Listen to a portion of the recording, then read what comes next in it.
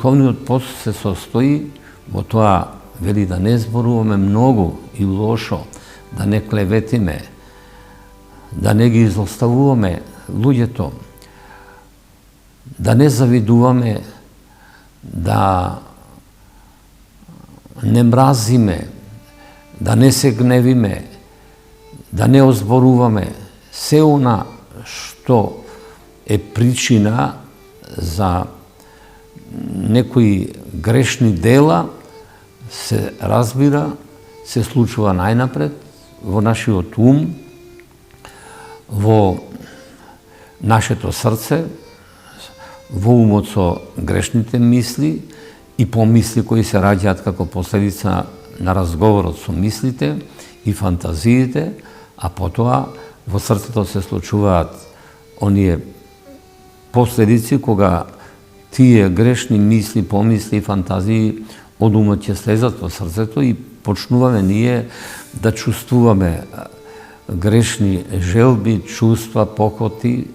и страсти од кои така лесно не можеме да се ослободиме, кои понатаму преминуваат и во дела, грешни дела, а начинот пак на ослободување од тие грешни нешта следува по обратен процес. Прво треба да ги очистиме нашите срца од грешните чувства, желби, покоти, страсти и грешните дела,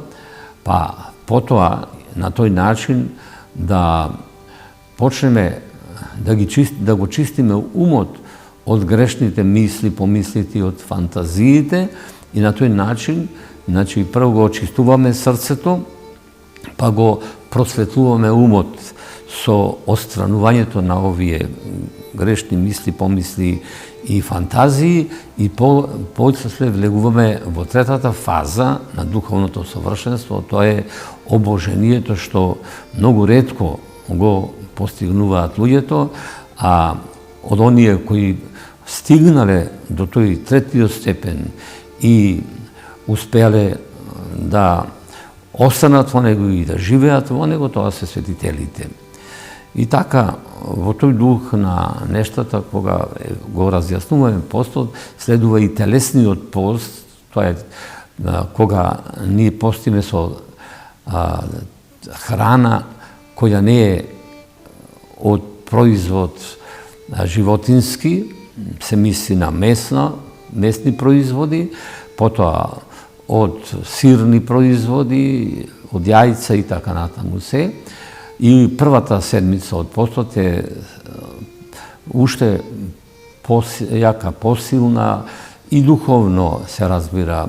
и телесно, а особено тоа е изразено во последната седмица или во страстната седмица, времето на стањето на Христа. Затоа во првата седмица ние практично постиме не само што се однесува до телесниот и духовниот пост, туку и од литургија, бидејќи литургија